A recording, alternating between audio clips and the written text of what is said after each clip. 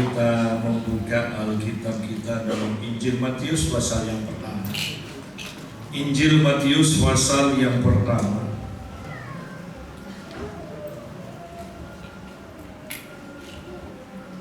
Ayat yang ke-20 mulai. Tetapi ketika Yusuf mempertimbangkan maksud itu, malaikat Tuhan nampak kepadanya dalam mimpi dan berkata, Yusuf, anak Daud, janganlah engkau takut mengambil Maria sebagai istrimu, sebab anak yang di dalam kandungannya adalah dari Roh Kudus. Ia akan melahirkan anak laki-laki dan engkau akan menamakan dia Yesus, karena dialah yang akan menyelamatkan umatnya dari dosa mereka. Hal itu terjadi supaya genaplah yang difirmankan Tuhan oleh Nabi. Sesungguhnya anak darah itu akan mengandung dan melahirkan seorang anak laki-laki, dan mereka akan menamakan dia Immanuel, yang berarti Allah menyertai kita. Kita berhenti sampai sini. Nah, ini adalah cerita di mana Yesus akan dilahirkan dan malaikat datang kepada Yusuf untuk memberitakan kelahiran Yesus ini. Dikatakan bahwa Yusuf akan melahirkan anak, Maria akan melahirkan anak yang dikandung oleh Roh Kudus. Ya. Jadi kita di sini sudah tahu bahwa Yesus adalah anak yang dikandung oleh Roh Kudus, berarti dia adalah Allah. Dan dikatakan Maria akan melahirkan anak laki-laki dan engkau akan menamakan dia Yesus. Jadi luar biasa, nama yang diberikan itu disampaikan oleh malaikat. Tentunya kalau malaikat yang menyampaikan berarti instruksi langsung dari Allah Bapa. Jadi yang memberikan nama, memberitahukan nama yaitu Allah, dan namanya adalah Yesus. Ya. Namanya adalah Yesus. Bahwa nama Yesus ini sangat luar biasa. Kita lihat di sini bahwa ini nama yang diberikan oleh Allah sendiri melalui malaikat. Namanya Yesus. Kalau kita perhatikan di dalam Kisah Para Rasul pasal yang keempat ayat yang ke-12, ayat yang kita sangat hafal. Perhatikan di sini dikatakan, dan keselamatan tidak ada di dalam siapapun juga selain di dalam Dia, di dalam Yesus, sebab di bawah kolong langit ini tidak ada nama lain yang diberikan kepada manusia yang olehnya kita dapat diselamatkan. Jadi ayat ini jelas mengatakan di bawah kolong langit ini tidak ada nama lain yang diberikan Allah di mana manusia bisa diselamatkan. Saya selalu katakan, kalau kita masih mengatakan bahwa di luar Kristus itu ada keselamatan, berarti kita bukan Kristen. Ya. Karena jelas ayatnya di sini berkata tidak ada nama lain manusia bisa diselamatkan kecuali di dalam nama Yesus. Nah, nama Yesus ini sangat ditakuti. Kalau kita perhatikan, ya, di dalam Al-Quran pun disebutkan Isa, ya, tidak disebutkan Yesus. Padahal ini diklaim Isa itu Yesus, ya kan? Kan diklaim Isa itu Yesus. Tetapi akhirnya orang-orang Kristen mengambil kesepakatan di akhir zaman ini, tidak, Isa dan Yesus itu beda. Buktinya tahunnya, ya, Isa dilahirkan oleh Maryam saudaranya Harun dan Musa, berarti 1500 tahun sebelum Masehi, sebelum Yesus Kristus, ya. Kemudian lahirnya di bawah pohon kurma. Yesus di kandang domba. Jadi beda. Tetapi kalau mau jujur, sebenarnya yang dimaksud di dalam Al-Quran itu memang Yesus yang dimaksud. Tetapi karena cerita dari sana sini didengarkan kacau, terlalu banyak cerita. Ya. Nah, pertanyaannya, seharusnya bahasa Yunani, Ibrani, Aram, ya, Aramik, ya, itu kan mirip. Tapi Yesus dan Isa kenapa beda jauh? Sedangkan bahasa Ibrani atau Yunani, Yesua, ya, kita kenal sekarang Yesua apa sih? Yesua, kita kenal Yesus. Orang Inggris Jesus, kan mirip, beda jauh sama Isa. Lihat, beda jauh. Kenapa? Ingat, setan hanya takut kepada nama Yesus. Kalau diubah dalam nama Isa, setan tidak akan keluar. Setan tidak akan keluar. Hanya di dalam nama Yesus, setan akan lari. Tidak ada dikatakan di dalam nama Isa, orang akan diselamatkan. Anda tidak akan menemukan ayat. Hanya di dalam nama Yesus, manusia di seluruh bawah kolong langit ini bisa diselamatkan. Hanya di dalam nama Yesus. Ketika para rasul mengadakan mujizat, ketika Petrus menyembuhkan orang yang lumpuh di dalam nama Yesus, maka Petrus dan Yohanes digiring di hadapan mahkamah agama. Dan perhatikan kisah para rasul pasal yang keempat. Di sini dikatakan ayat yang ke-18.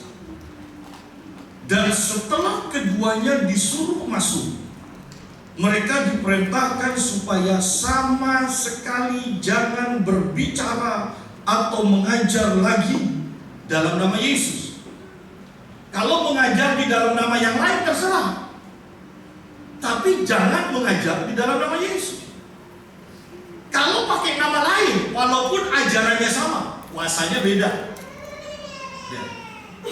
Kalau ini semua ajaran ini, perjanjian lama, perjanjian baru, semua ajarannya diajarkan, tetapi nama Yesus dihilangkan, maka itu akan beda sekali, tidak mendatangkan keselamatan. Itu hanya peraturan.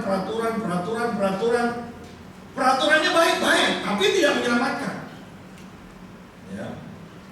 Sehingga di sini dikatakan mereka itu melarang supaya sama sekali jangan berbicara atau mengajar lagi dalam nama Yesus. Ya. Ayat 17-nya di sini dikatakan begini, tetapi supaya hal itu jangan makin luas tersiar di antara orang banyak, baiklah kita mengancam dan melarang mereka supaya mereka jangan berbicara lagi dengan siapapun dalam nama itu. Ada apa? Kok dilarang sedemikian rupa nama itu disiarkan dalam nama Yesus? Nah, itu tidak boleh, dilarang sedemikian rupa. Sehingga dalam kitab lain Yesus tidak disebut, diganti nama lain. Ketika itu diganti nama lain, bukan Yesus, itu hilang kuasanya. Anda tidak bisa berkata, tapi maksud saya itu, orang itu. Oh tidak bisa. Kalau Anda nulis surat penting, surat keputusan, surat perintah, misalnya sekarang Bapak Presiden Prabowo, atas nama Bapak, itu loh yang gemoy. Anda tidak bisa, itu tidak punya kuasa. Walaupun Anda mengatakan, pasti ngerti kok, kalau gemoy itu dari awal itu kan yang dimaksud Pak Prabowo. Tidak bisa, itu tidak punya kuasa. Kecuali Anda tulis Presiden Prabowo, baru itu punya kuasa. Kemudian setiap orang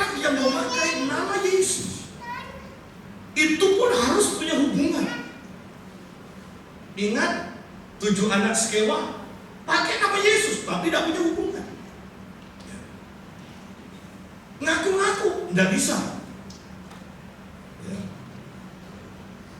Anak dari Presiden Prabowo ketika datang dan dia mengatakan, saya disuruh bapak saya Presiden Prabowo. Oh, itu punya kuasa. Coba bandingkan. Adi berkata, saya anak Prabowo, saya datang atas nama Presiden Prabowo. Orang tidak akan dengar. Kenapa? Orang tahu Adi tidak ada hubungan dengan Presiden Prabowo. Tidak ada hubungan. Sehingga ketika 7 anak sekewa memakai nama Yesus, setan-setannya tidak pergi. Malah seakan-akan kalau kita manusia, maka kita akan mencemooh 7 anak sekewa ini. Setan-setan itu mempermalukan 7 anak sekewa ini yang ngaku-ngaku. Jadi nama Yesus baru mempunyai kuasa kalau kita punya hubungan dengan dia. Sudah lahir baru, punya hubungan. Bagaimana orang tahu punya hubungan? Bagaimana setan tahu bahwa kita punya hubungan dengan Tuhan? Doa, baca Alkitab, gaya ngomongnya Alkitab, ya kan, sesuai dengan Alkitab.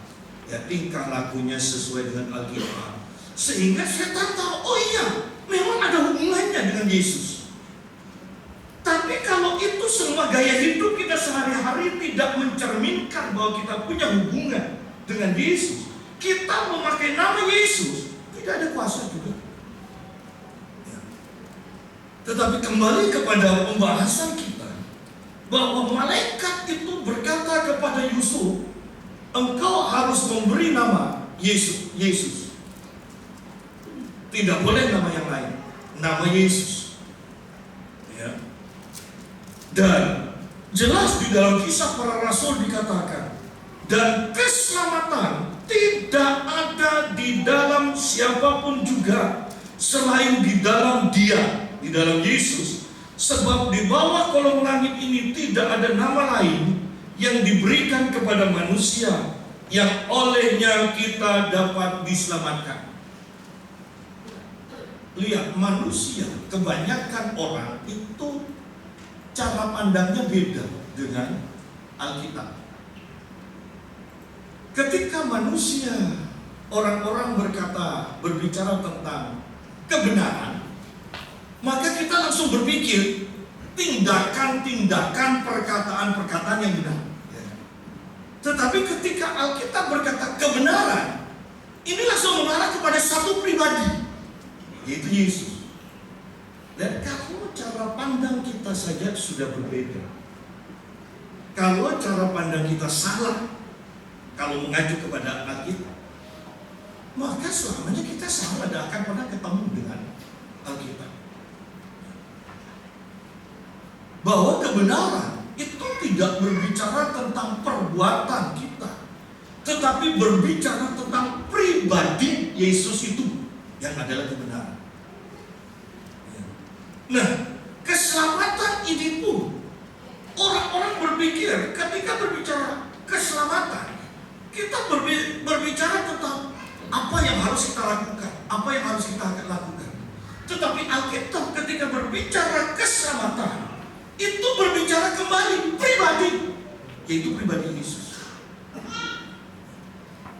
Tanpa Yesus, kita mau melakukan apapun tidak sama.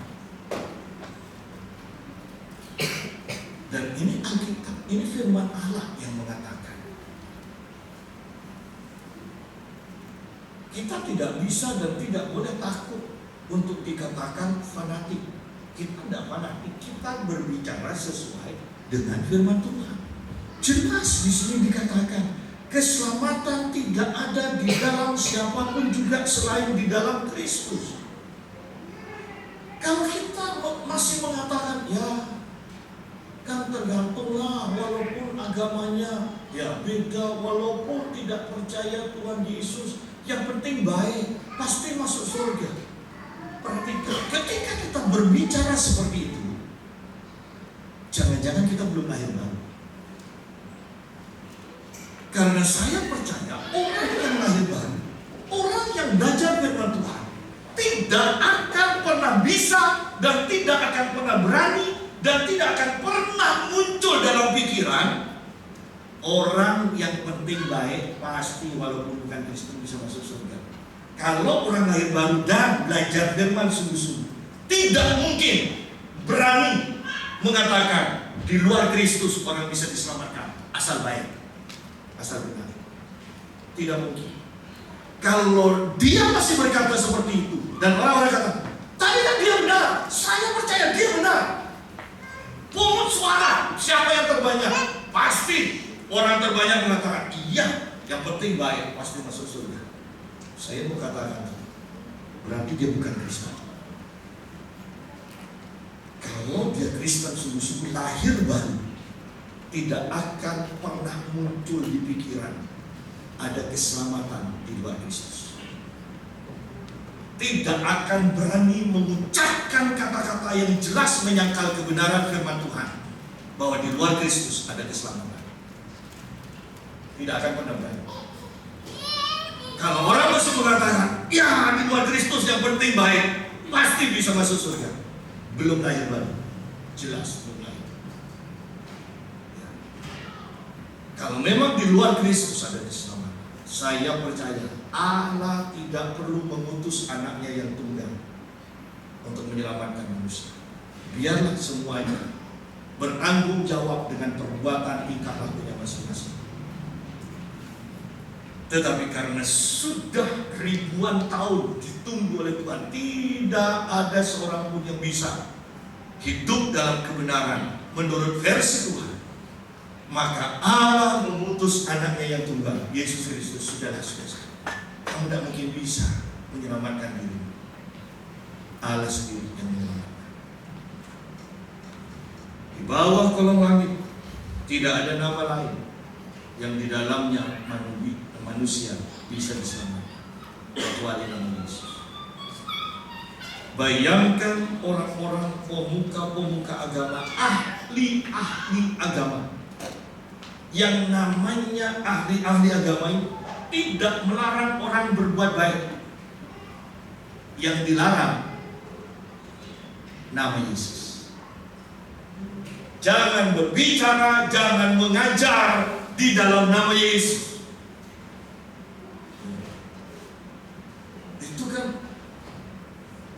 Itu kan harus jadi pertanyaan.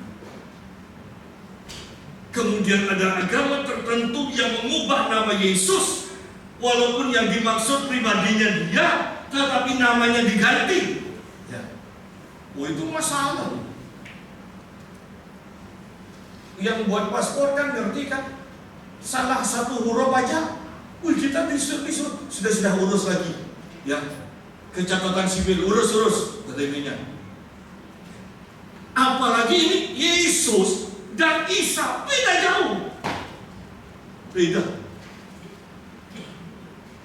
Betapa pentingnya nama Yesus.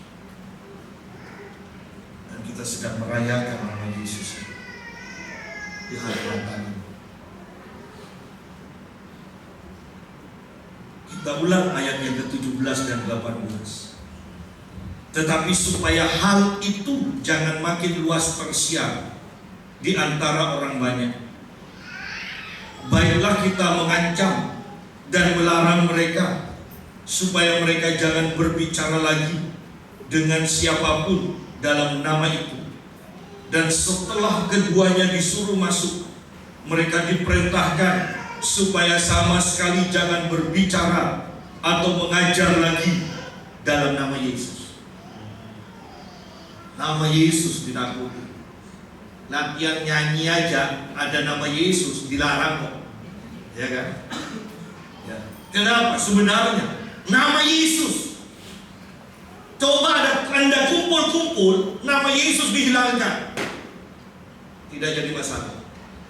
Karena ketika engkau menyebut nama Yesus dengan hati yang sungguh-sungguh menyanjung Dia, maka alam roh ini akan bergoncang. Itulah kuasa nama Yesus.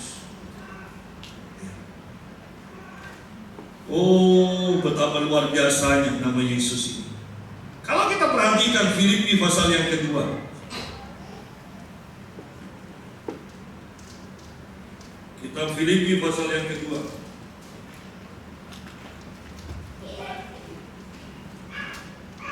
Ayat yang ke 9, 10, dan 11.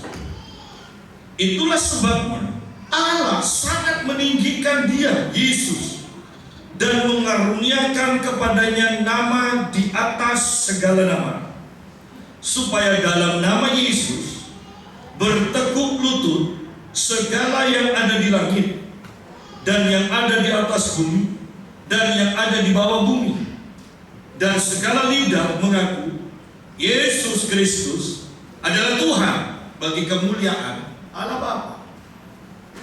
Betapa luar biasanya pernyataan ini, bahwa Allah sangat meninggikan Yesus dan mengaruniakan kepadanya nama di atas segala nama. Nama Yesus di atas segala nama. Semua penyakit, Anda boleh sebutkan penyakit apapun, harus tunduk di bawah nama Yesus. Masalah apapun kalau ada namanya, harus tunduk di bawah nama Yesus.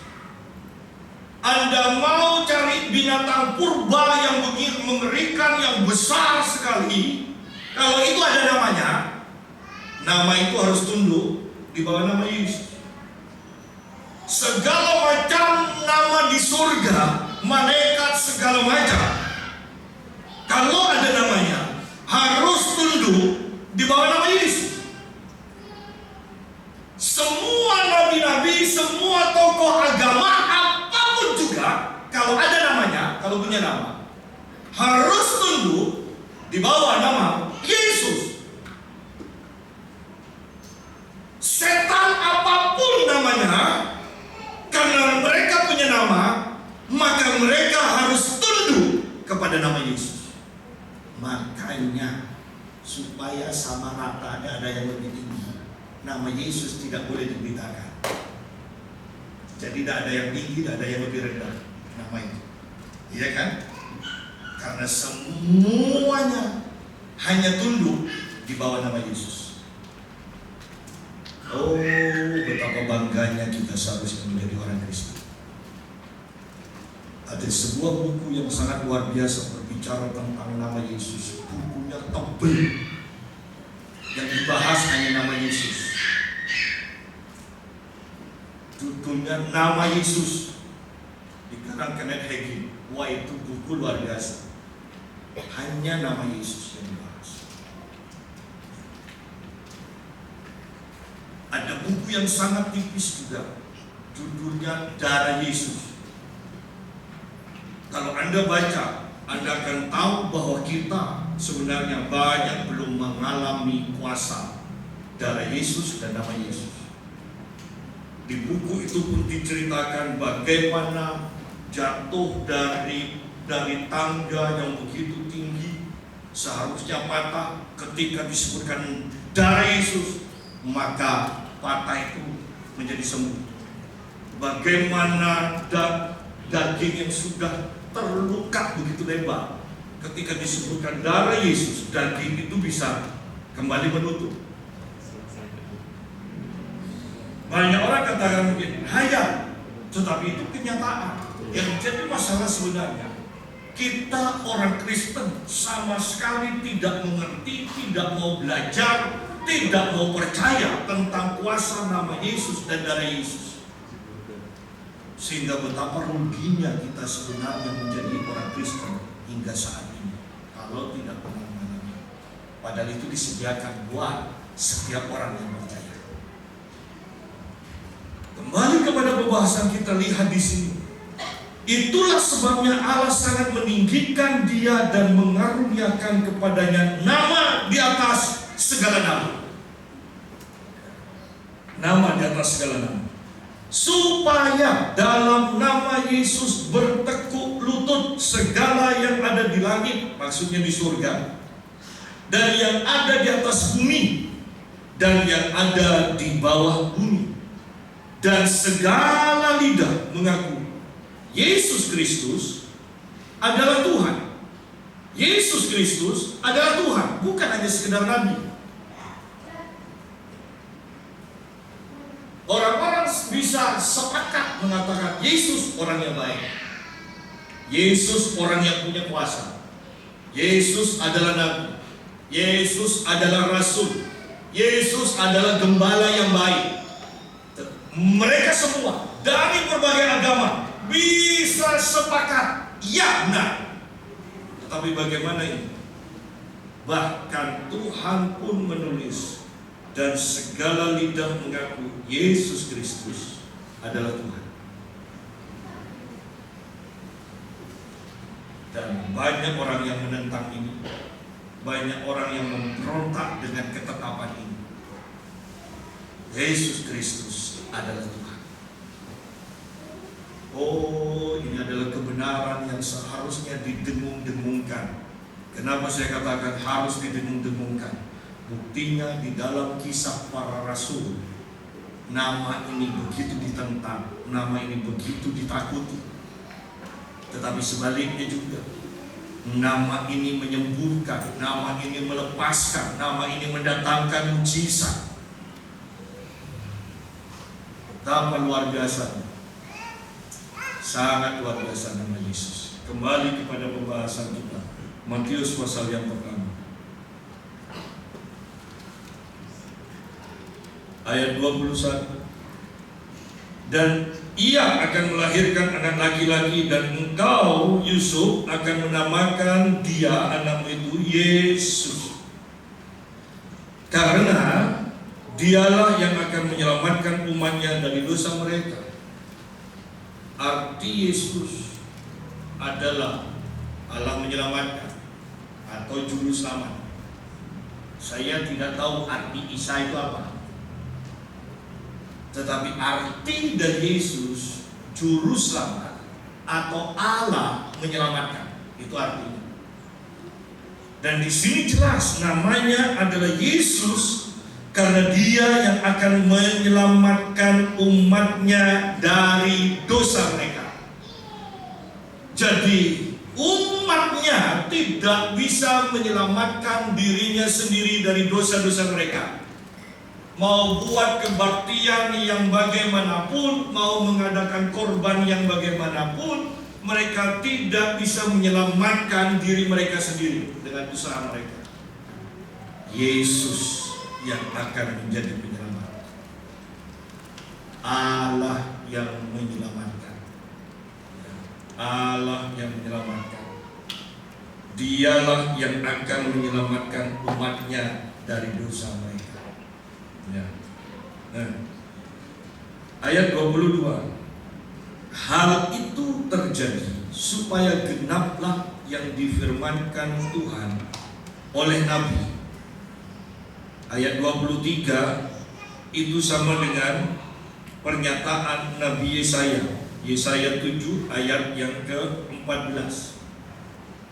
Dan nubuatan dari Yesaya berarti itu 750 tahun sebelum Yesus lahir.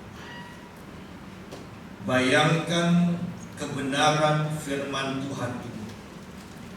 Apa yang disampaikan Tuhan 750 tahun sebelum ini digenapi.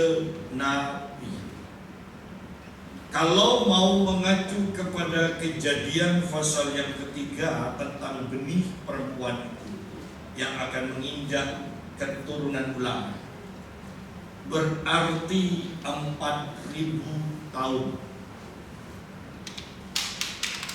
4.000 tahun. Kalau bukan Tuhan yang menyampaikan, Tuhan Alfa dan Omega itu, tidak mungkin. Mana ada nubuatan atau istilahnya kalau mau gampang, ramalan 4.000 tahun yang lalu disampaikan dan itu terjadi.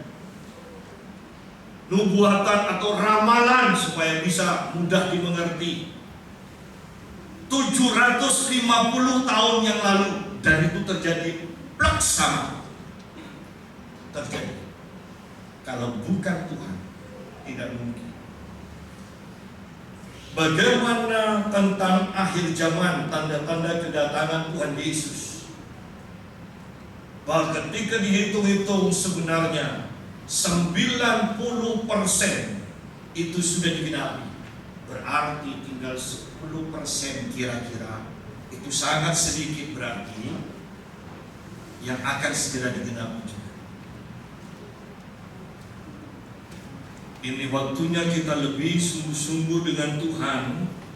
Bahkan di akhir tahun ini, mari kalau ada janji-janji Tuhan, nubuatan-nubuatan Tuhan yang kita terima yang belum terjadi atas hidup kita, tetaplah berpegang teguh bahwa nubuatan itu pasti digenapi.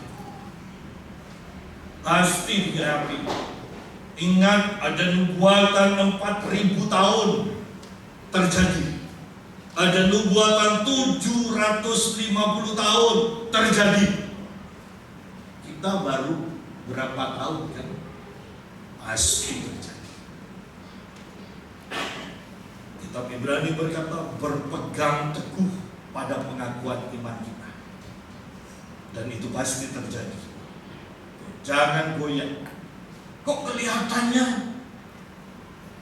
tak terjadi ya? Kok semakin kecil kemungkinannya?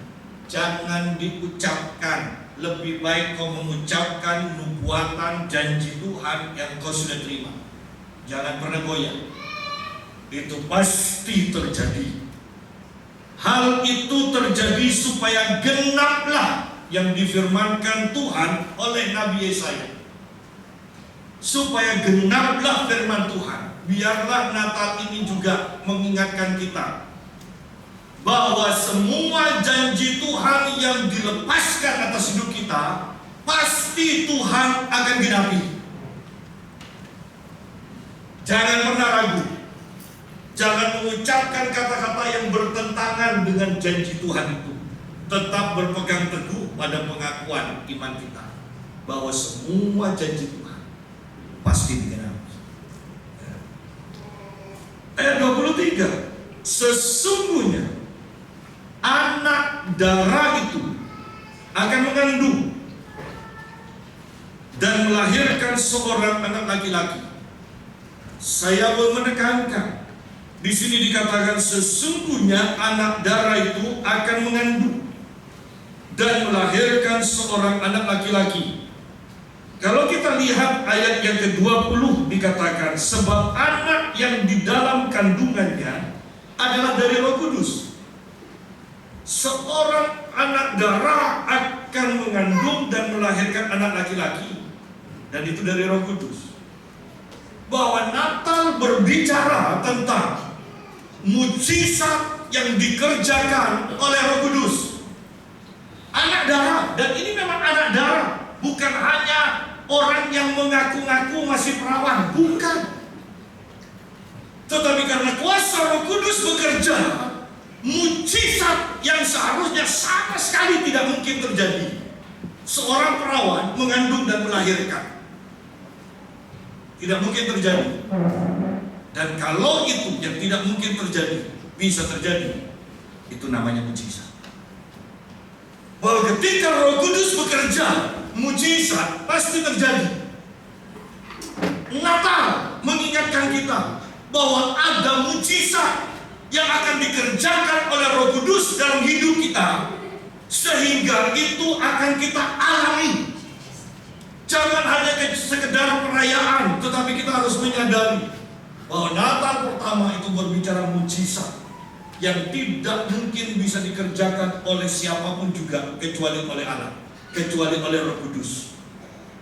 Dan karena Allah kekal, karena Roh Kudus kekal, maka Dia juga akan terus bekerja dalam hidup kita, zaman kita sekarang ini. Bahwa Natal tidak boleh dilepaskan dari mujizat yang dikerjakan oleh Roh Kudus. Ini pun mengingatkan kepada kita semua bahwa setiap kita, ketika Roh Kudus diizinkan bekerja dalam hidup kita, maka mujizat pasti terjadi dalam hidup kita.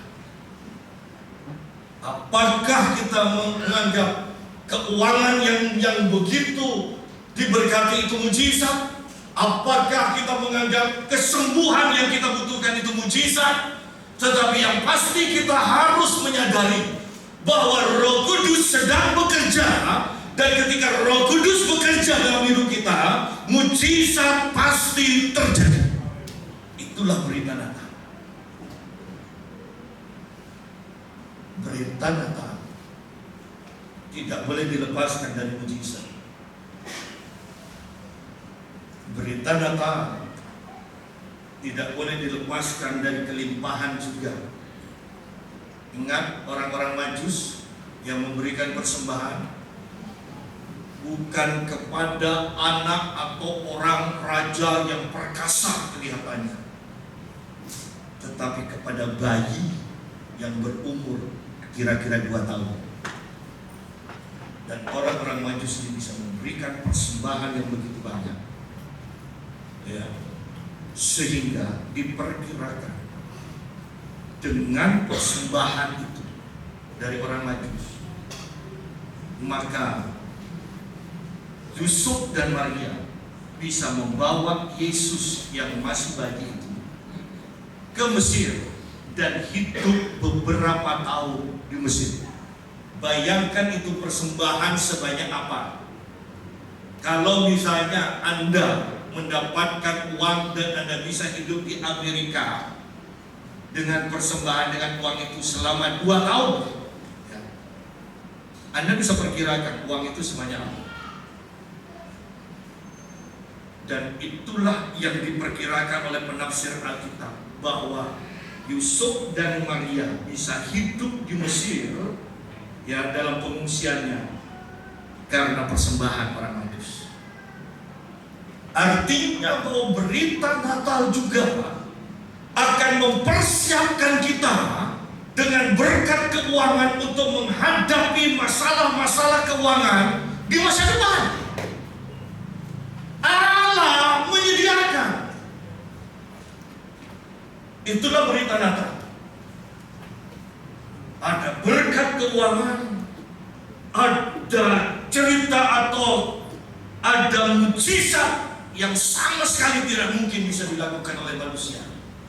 Seorang perawat mengandung dan melahirkan seorang bayi. Wah, itu mujizat yang luar biasa. Itulah berita Natal. Jadi Anda harus belajar sungguh-sungguh bahwa Natal bukan hanya sekedar merayakan kelahiran Yesus. Petik pelajaran apa yang terjadi dalam Natal itu, dan apa yang sudah terjadi itu akan dilakukan lagi oleh Tuhan. Saya mendengar sebuah khotbah yang mengatakan, yang membahas ini, jadilah saksi. Kata saksi itu sebenarnya berarti dikatakan, saksi artinya Allah akan melakukan lagi. Dan luar biasa. Ketika Anda bersaksi, Tuhan sudah menyembuhkan aku dari penyakit ini. Kalau ada orang yang mendengarkan, maka Allah akan melakukan lagi apa yang dilakukan terhadap orang yang bersaksi itu kepada orang yang mendengarnya. Oh, betapa luarnya biasanya kata saksi itu. Allah akan melakukan lagi. Wow. Kalau Anda mendapatkan mujizat, kalau Anda mendapatkan berkat keuangan, kalau Anda mendapatkan kesembuhan yang ajaib, saksikan itu. Kenapa? Karena itu dibutuhkan, supaya Allah melakukan lagi kepada yang mendengar, yang mengalami sakit penyakit juga, yang mengalami masalah keuangan juga. Allah akan melakukan lagi. Jangan takut bersaksi, karena tanpa ada yang bersaksi, Allah tidak akan melakukan lagi. Kata lagi kan harus ada yang ngalami dulu kan. Wow, itu sangat-sangat luar biasa. Nah, sekarang kita lihat ayat 23. Sesungguhnya anak darah itu akan mengandung dan melahirkan seorang anak laki-laki, dan mereka akan menamakan Dia Immanuel, yang berarti Allah menyertai kita.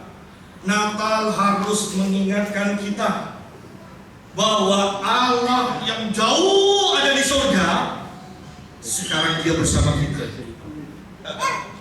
Ya, itu berita yang luar biasa. Tahun depan banyak prediksi, banyak ramalan tentang ekonomi yang hancur, tentang bangkitnya ya, tentang proses pemasangan chip-chip kepada orang-orang ya, tentang vaksin baru untuk penyakit yang baru sekitar bulan Maret, bulan April, terserahlah. Tetapi saya mau katakan yang terpenting yang Anda harus ingat, Anda harus yakini, tidak boleh tergoyahkan ketika Anda berhadapan dengan semua itu. Allah bukannya di surga angkat kaki, ongkang-ongkang, bukan. Allah menyertai kita. Dia ada bersama kita. Dia berjalan bersama kita. Dia bekerja bersama kita. Dan Dia mengerjakan bagi kita. Allah menyertai kita. Itulah berita Natal, bahwa Allah yang jauh menjadi Allah yang begitu dekat, yang berjalan bersama kita. Itulah berita Natal. Ya. Menghadapi apapun juga, jangan takut. Jangan takut. Mau soal virus, mau soal penyakit, ya. Mau soal keuangan, mau soal pemasangan chip, nanti kalau tidak pakai chip tidak bisa berjual beli. Ya sudahlah, tahan nafsu, bersyukur ada di Pamekasan. Paling chip dipasang duluan di kota-kota besar dulu. Ya. Ya. Karena kalau pakai chip pun kalau tidak ada tabungan juga tidak bisa belanja, ya kan? Ya, bersyukur ada di Pamekasan lah, ya, daripada di Jakarta, ya. Tetapi intinya menghadapi itu semua, ayo jangan takut. Karena nama Tuhan kita adalah Immanuel, Allah beserta kita. Allah beserta kita. Menghadapi apapun, Dia tidak pernah meninggalkan kita. Dia bersama kita. Dia menyertai kita. Namanya Immanuel. Dan Anda harus ingat kembali, namanya juga adalah Yesus, nama di atas segala nama. Biarlah firman ini akan menguatkan kita semua, meneguhkan iman kita, dan lebih daripada itu, mujizat demi mujizat akan kita alami di tahun depan. Ketika orang mengatakan tentang bencana segala macam, tetapi pikiran kita adalah Allah yang melakukan mujizat di zaman dulu, Dia akan melakukan mujizat lagi di zaman kita. Tuhan memberkati.